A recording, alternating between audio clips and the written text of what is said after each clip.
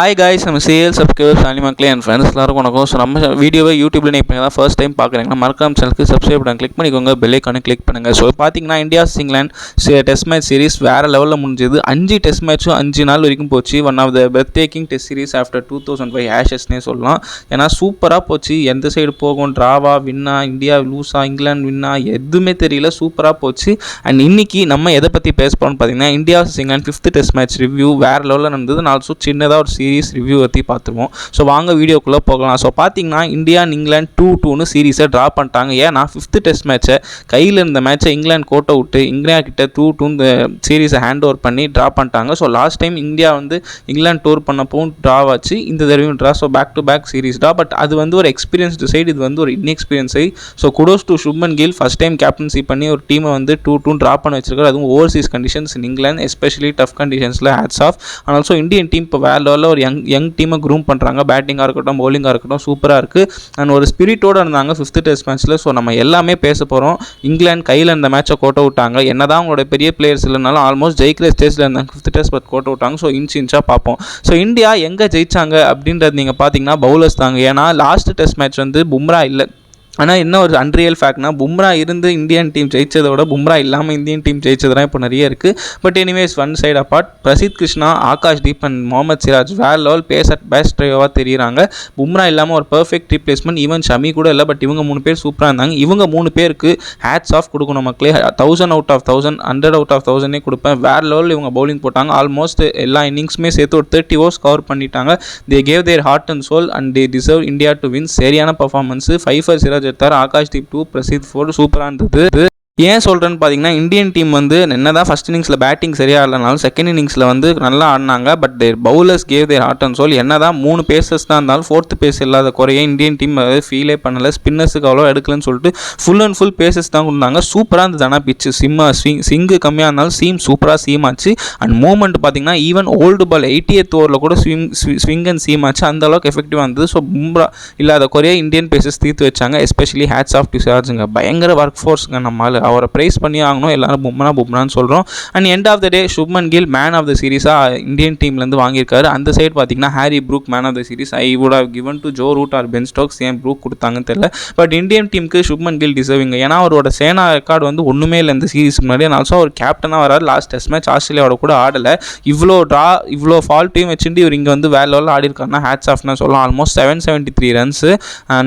நிறைய records break பண்ணியிருக்காரு. As a கேப்டனாகவும் unforgettable series with the bat. And also கேப்டன்சியில் 2 ஆல் ட்ரா பண்ணியிருக்காங்க. இதுக்கு மேலே என்னங்க வேணும்? Hats off Shubman Gill. So India வேறு லெவல் ட்ரா பண்ணியிருக்காங்க. ஸோ 5th டெஸ்ட் மேட்சோட ரிவ்யூ பார்த்துட்டு சீரிஸ் ரிவ்யூ பார்த்துருவோம். ஸோ டாஸ் ஜெயிச்சு பார்த்தீங்கன்னா இங்கிலாந்து திரும்பி பவுலிங் எடுத்தாங்க. இந்தியாவுக்கு என்ன கொடுமையான விஷயம்னா லாஸ்ட் 15 டாஸ்மே இந்தியன் டீம் தோற்றுருக்காங்க. எப்போ பங்களாதேஷ் நியூசிலாந்து சீரிஸ்லேருந்து கொடுமையாக இல்லை. பட் இங்கிலாந்து டீமில் ஒரே ஒரு சேஞ்ச் இருந்தது. கேப்டன் பென் ஸ்டோக்ஸ் அந்த 4th டெஸ்ட்டில் ரொம்ப இன்ஜுரி கன்ஸ்டன்ஸ் இருந்ததுனால ஆட முடியல. Ben Stokes, Archer, Brydon Carse, Liam Dawson யாருமே இல்லை. ஸோ ஒரு இன்எக்ஸ்பீரியன்ஸ் டீமாக தான் இருந்தாங்க. ஓலி போப் கேப்டன் பண்ணார். பட் நல்லாவே பண்ணார். இந்தியன் டீம் பேட்டிங்கில் சொதப்பிட்டாங்க. டாப் ஆர்டர் யாருமே கான்ட்ரிபியூட் பண்ணல. 20s 30s தான் இருந்தது. கருணாயர் ஒருத்தர் மட்டும்தான் நல்லா சிப்பின் பண்ணார். Finally test cricket give me one more chance அவர் ப்ரூவ் பண்ணார். ஒரு 50 அடிச்சார். பட் ரொம்ப நேரம் நிற்கல. 57 அவுட் ஆயிட்டார். வாஷிங்டன் சுந்தர் இவர் கூட கம்பெனி கொடுத்தாரு. பட் சுப்மன் கில் அதுக்கப்புறம் பார்த்தீங்கன்னா பண்ட்டுக்கு பலம் வந்தது. ரூஜுரேல் இவங்கெல்லாம் 20s 30s வச்சாங்க. கேஎல் ஜெய்ஸ்வால் கூட ஒழுங்காக ஆட முடியலை. சாஹித் தர்ஷன் நல்லா 30s கன்வெர்ட் பண்ண முடியல. பட் கருணாயர் இந்த 50 வச்சு போதுமா எனக்கு தெரியல. ஏன்னா மற்றபடி ஒரே ஒரு 50 தான் வச்சிருக்காங்க இந்த சீரிஸ் முழுக்க. ஸோ அடுத்த சீரிஸில் கருணாயர் இருப்பாரா இல்லையான்னு தெரியல. பட் இருந்தாருன்னா இந்த 50 தான் அவரை காப்பாற்றணும். அந்த சைடு பார்த்தீங்கன்னா Washington Sundar as ever consistent. But அவர் ரொம்ப கீழே வந்தார் பேட்டிங்கில். அவர் பார்த்தீங்கன்னா இந்தியா இங்கிலாந்து 4th டெஸ்ட்டில் நம்பர் 4 and 5 and 6 வந்தவர். பார்த்தீங்கன்னா இப்போ 8 and 9 வந்தார் இந்தியா 5th டெஸ்ட் மேட்ச்சில். ஸோ அதனாலே அவருக்கு டைம் கிடைக்கல. அண்ட் ஆல்சோ ஃபோர்ஸ் பண்ணி ஆட வேண்டியதாக இருந்தது. ஏன்னா டீம் லீட் எடுத்துன்னு போனோம். ஸோ அதனால் வாஷிங்டன் கேவ் இஸ் பெஸ்ட்டு நல்லா ஆனார். 50 போட முடியல ஃபஸ்ட் இன்னிங்ஸில். அவரோட வேலையை கச்சிதமாக பண்ணுறாங்க. ஒரு நியூ பேட்ஸ்மேன் இன்ஃபால். பவுலிங் மட்டும் அவர் கொஞ்சம் இம்ப்ரூவ் பண்ணோம். பட் ஓவரால் இதாங்க இந்தியன் டீம் சீக்கிரம் 2-40 பண்டில் ஆகிட்டாங்க. அங்கே பார்த்தீங்கன்னா கஸ் அட்கின்சன் ஒரு ரீப்ளேஸ்மெண்ட்டாக வந்தார் பிரைடன் கார்ட்ஸுக்கு. அவர் பார்த்தீங்கன்னா ஒரு 5 for எடுத்தார். சூப்பராக இருந்தது. ஏன்னா பார்த்தீங்கன்னா கஸ் அட்கின்சன் நல்ல லென்த்து ஹெட் பண்ணுவார். அவர் இல்லாமல் கிறிஸ் வோக்ஸ் பார்த்தீங்கன்னா இன்ஜுரி அவரால் சரியாக போட முடியல. ஜாஷ் டங் சூப்பராக போட்டார். அவர் 5 மோசமான பால் போட்டால் அவர் அன்பிளேயபிள் பால் போட்டார். ஸோ அந்த மாதிரி இங்கிலாந்து டீம் நல்லா டிசிப்ளினாக பவுலிங் போட்டாங்க. கஸ் Atkinson, Josh tongue stole the show நல்லா போட்டாங்க. ஜேமி ஓட்டனுக்கு அவ்வளோவா லைனே வரல. பட் எனிவேஸ் கஸ் அட்கின்சன், ஜாஷ் டங் நல்லா பர்ஃபார்ம் பண்ணதால் இந்தியன் டீம் சீக்கிரம் பண்டில் அவுட் பண்ணிட்டாங்க டே 2லேயே. அந்த சைடு ரிப்ளை பார்த்தீங்கன்னா பென் டக்கெட் அண்ட் ஜாக் ராலி நல்லா ஸ்டார்ட் பண்ணாங்க. ஜாக் ராலி ஒரு நல்ல 60 அடிச்சார். பென் டக்கெட் ஒரு 50 மிஸ் பண்ணார். இவங்க 2 பேர் வந்து கிட்டத்தட்ட பேஸ்பால் அப்ரோச் எடுத்து சூப்பராக ஆடினாங்க. பட் கடைசியில் பார்த்தீங்கன்னா விக்கெட் வந்துச்சு. அதுக்கப்புறம் பார்த்தீங்கன்னா ஓலி போப்பு, ஜோ ரூட் எல்லாமே டக்குன்னு அவுட் ஆகிட்டாங்க. ஹாரி ப்ரூக் ஒரு நல்ல 50 போட்டார். பட் அதுவுமே பத்தலை. அதுக்கப்புறம் பார்த்தீங்கன்னா லோயர் டவுன் ஆர்டர் வந்து இந்தியன் டீம் வந்து லீடு எடுக்க விட மாட்டாங்கன்னு நினச்சா கடைசியில் சின்னதாக கஸ் அட்கின்ஸ் ஒரு கேமியோ ஆனார். பட் மற்றபடி ஓக்ஸாலே பேட்டிங் ஆட முடியல. எல்லாராலையும் 9 விக்கெட் தான் வந்தது இங்கிலாந்துக்கு. ஸோ அதனால் டக்குன்னு எல்லாரும் அவுட் ஆகிட்டாங்க. லீடு எடுக்க வேண்டிய இங்கிலாந்து வந்து லிட்டரலி கோட்டை விட்டாங்க. அட்கின்சன் ஜேமி ஸ்மித், ஓட்டன் யாருமே ஆடலை. இந்தியன் டீமுக்கு யார் நல்லா பவுலிங் போட்டாங்கன்னு பார்த்தீங்கன்னா ஜஸ்பீர் பும்ரா சூப்பராக இல்லாத குறையில் சிராஜ் நிறைவேற்றினார். சிராஜ் பார்த்தீங்கன்னா வந்து ஒரு 4 விக்கெட் ஆள் எடுத்தார். அந்த சைட் பார்த்தீங்கன்னா பிரசித் கிருஷ்ணா ஒரு 4 விக்கெட் ஆள், ஆகாஷ்தீப் ஒரு விக்கெட்டு, ஒரு ரன் அவுட்டு. ஸோ சூப்பராக போட்டார் முகமது சிராஜ். ஒர்க் ஹார்ஸுங்க. பும்ரா இருந்தால் நம்ம அவரை அவ்வளோவா கண்டுக்கவே மாட்டோம். பட் பும்ரா இல்லாமே அவர் இவ்வளோ ஒர்க் ஹோஸ் பண்ணுறாரு. பும்ரா இருந்தால் நம்ம யோசிச்சு பாருங்கள். சிராஜ் கொஞ்சம் நாளில் பும்ரா லெவலில் வந்துடுவார் சொல்லி அவங்க சூப்பராக போட்டார். என்னதான் கொஞ்சம் எக்ஸ்பென்சிவாக இருந்தாலும் அவர் வந்து அவரோட வேலையை கச்சிதமாக செஞ்சுட்டு போவார். Believe in Miyan bhai. So England வந்து பார்த்தீங்கன்னா கிட்டத்தட்ட ஒரு 20 ரன்ஸ் அந்த மாதிரி தான் லீட் எடுத்தாங்க, 23 ரன்ஸ். செகண்ட் இன்னிங்ஸில் இந்தியா வந்து பேட்டிங் ஆடும்போது யசஸ்வி ஜெய்ஸ்வால் வேறு லெவலில் ஆடினார். இந்த டெஸ்ட் மேட்சோட ஃபர்ஸ்ட் டெஸ்ட்டில் வந்து ஃபர்ஸ்ட் இன்னிங்ஸில் செஞ்சுரி போட்டவர். லாஸ்ட் இன்னிங்ஸ்லையும் செஞ்சுரி போட்டார். அவருக்கு ஒரு அன்ஃபர்கெட்டபிள் சீரீஸாக இருந்தது. வேறு லெவலில் பேட்டிங் ஆனார். அவனோட ஃபேமிலி எல்லாருமே இருந்தாங்க. ஸோ அதனால் சூப்பராக ஆனார். ஜெய்ஸ்வால் ஒரு நல்ல நாக் ஆடினார் 112. பட் ஆனால் அவரால் அதுக்கு மேலே ஆட முடியல. பட் அந்த ஸ்டார்ட் போது ஏன்னா கேஎல் ராகுலால் சரியாக ஆட முடியல. ஜெய்ஸ்வால் தான் நின்றார். Sai Sudharsan out, Shubman Gill out. ஏன்னா இந்தியன் டீம் கொஞ்சம் பேக் ஃபுட்டில் இருந்தாங்கன்னே சொல்லணும். பட் ஜெய்ஸ்வால் தான் நல்லா கவுண்டர் அட்டாக் கொடுத்தாரு. அவர் கூட பார்த்தீங்கன்னா வந்து ஒரு unexpected entry. Night watchman Akashdeep யாருமே எதிர்பார்க்கல. செம்மையான ஜெய்ஸ்வால் வேல். பட் ஆகாஷ்தீப் அன்எக்ஸ்பெக்டடுங்க. இங்கிலாந்து பவுலர்ஸை கதற விட்டார். 66 ரன்ஸ் ஆஃப் 83 பால்ஸ். கிட்டத்தட்ட ஒரு 4th or 3rd night watchman to score 50 for இந்தியாங்க. ஏன்னா ஆகாஷ்தீப் வந்து சுத்தினார் பயங்கரமாக சுற்றினார். பட் ரன்ஸ் வந்துன்னே இருந்தது. கிட்டத்தட்ட 5-6 4 அடிச்சார். Super to see. ஒரு நைட் வாட்ச்மேன் வந்து அவரோட வேலையை பக்காவாக இப்படி தான் பண்ணணும்னு காமிச்சிட்டு போயிட்டார். அவரோட 66 ரன் இங்கிலாந்து மென்டல் ஆக்கிடுச்சு. அவங்க பவுலர்ஸ் எல்லாம் ரொம்ப ஃப்ரஸ்ட்ரேட் ஆகிட்டாங்க. ஈவன் கேப்டன் ஓலி போவுக்குமே என்ன பண்ணுறதுன்னு தெரியல. அவர் இன்னும் கொஞ்சம் இருந்தால் ஃபன்னாக இருந்திருக்கும். பட் வேற லெவல். Hats off Akashdeep. ஏன்னா லாஸ்ட்டு நைட் வாட்ச்மேனாக அவர் வந்து விக்கெட் விட்டார். பட் இந்த தடவை சூப்பராக ஆனார். அதுவுமே இந்தியா ஜெயிக்க ஒரு காரணம் தான். நெக்ஸ்ட் பார்த்தீங்கன்னா அவங்களோட டெயில். ஏன்னா வாஷிங்டன் சுந்தர், ஜடேஜா தான் எப்பயுமே டீமை காப்பாற்றினாங்க. கருணா இந்த தடவை சீக்கிரம் அவுட் ஆயிட்டார். துருவ் ஜுரேலும் ஒரு 36 அஷ்ட் அவுட் ஆயிட்டார். But it was both Jadeja and washi who helped India. 2 பேருமே 53 அவுட் ஆயிட்டாங்க. பட் ஜடேஜா அவுட் ஆனது கூட விட்டுருவோம். வாஷிங்டன் சுந்தர் தாங்க வேற லெவலில் ஆனார். கடைசியில் பார்த்தீங்கன்னா கிட்டத்தட்ட 2-3 6 அடிச்சு இங்கிலாந்து வந்து லீடு பயங்கரமாக இந்தியாவுக்கு லீடு பயங்கரமாக எடுத்துன்னு போகணும்னு சொல்லிட்டு வேற லெவலில் பேட்டிங் ஆனார் வாஷிங்டன் சுந்தர். ஆல்மோஸ்ட் கிட்டத்தட்ட 380 வந்தாங்க இந்தியா வந்து. அது காரணம் வாஷிங்டன் சுந்தரோட லேட் பிளிட்ஸ் தான். ஏன்னா பயங்கரமாக சொருகிட்டார். அட்கின்சனியாக இருக்கட்டும், ஜாஸ்டாங்காக இருக்கட்டும், 3 6 அடிச்சார். 50 வந்தாலும் அவரால் இன்னும் நிற்க முடியல. பட் எனிவேஸ் அந்த ரன்ஸ் எல்லாம் இந்தியாவுக்கு ரொம்ப இம்பார்ட்டண்ட்டாக இருக்கவே இந்தியா வந்து இங்கிலாந்துக்கு 364 டார்கெட் செட் பண்ணாங்க. இந்த சைடு பார்த்தீங்கன்னா ஜாஸ்டாங் ஒன்ஸ் அகேன் பில்லியன் வித் பால். இவர் அப்படி தாங்க 4 மோசமான பால் போட்டார், 2 அன்பிளேபிள் பால் போட்டார். அவர் ஒரு 5 for கிட்டத்தட்ட எடுத்தார். அட்கின்சன் இந்த தடவை கொஞ்சம் எக்ஸ்பென்சிவாக போயிட்டார். ஜேமி ஓட்டன் ஒரு விக்கெட் எடுத்தார். பட் ஜாஸ்டாங் நல்ல பவுலராக தெரிகிறாரு. 1 for the futureன்னு சொல்லலாம் இங்கிலாந்துக்கு. அவர் தான் இங்கிலாந்துக்கு இந்த சீரீஸில் லீடிங் விக்கெட் டேக்கர்.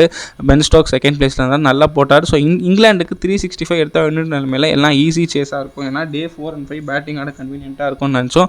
அண்ட் அதே மாதிரி தான் இருந்தது. ஏன்னா இங்கிலாந்து பவுலர்ஸ் 2 இன்னிங்ஸ்லையுமே நல்லா பவுலிங் போட்டாங்க. அருமையாக அவ்வளோவா சொதப்பில். பட் அவங்க இங்கிலாந்து இன்னிங்ஸ் பேட்டிங்லாம் 4th இன்னிங்ஸில் ஜாக் ராலி, பென் டக்கெட் சீக்கிரம் அவுட் ஆகிட்டாங்க. டக்குன்னு இந்தியன் டீமுக்கு அது கொஞ்சம் அட்வான்டேஜாக இருந்தது. 85 for 3 இருந்தாங்க இங்கிலாந்து. பட் அதுக்கப்புறம் Harry Brook and Joe Root கிட்டத்தட்ட மேட்சே முடிச்சிட்டாங்க. கிட்டத்தட்ட ஆல்மோஸ்ட் 150 ரன்ஸ் மேலே பார்ட்னர்ஷிப் போட்டாங்க.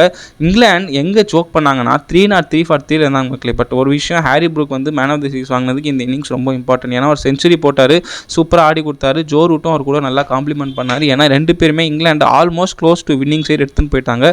99% எல்லாம் இங்கிலாந்து வின்னு நினச்சாங்க. யாருமே இந்தியா ஜெயிக்கணும்னு நினைக்கல. ஏன்னா இவங்க 2 பேர் அந்த அளவுக்கு சூப்பராக பேட்டிங் ஆடி செஞ்சுரிஸே போட்டாங்க. ஆனால் யோசிச்சு பாருங்கள், 2 பிளேயர் செஞ்சுரி அடிச்சு ஒரு டீம் தோக்குன்னா அது என்ன சொல்கிறது, ரொம்ப கஷ்டம். But Joe Root is master கிளாஸுங்க. சீக்கிரம் சச்சின் ரெக்கார்டை பிரேக் பண்ணுறாரு. மோஸ்ட் செஞ்சுரிஸ்லையும் சரி, மோஸ்ட் ரன்ஸ்லையும் சரி, ஆல்மோஸ்ட் க்ளோஸாக வந்துட்டு இருக்காரு சச்சின் அண்ட் அதர்ஸ்க்கு.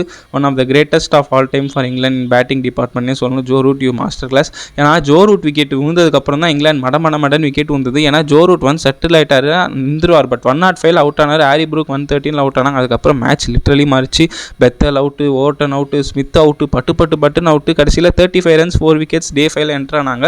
3-4 ஆரம்பிச்சு இங்கிலாந்து நல்லா லீடில் இருந்தாங்க. பட் அதுக்கப்புறம் வந்தாருங்க முகமது சிராஜ் அண்ட் பிரசித் கிருஷ்ணா. சூப்பராக போட்டாங்க. இவங்க 2 பேர் தான் அந்த டே ஃபுல்லாகவே போட்டு முடிச்சாங்க. டே 5 கடைசி விக்கெட் வந்து முகமது சிராஜ் தான் எடுத்தார். அட்கின்சனை பார்க்கவே வேறு லெவலில் இருந்தது.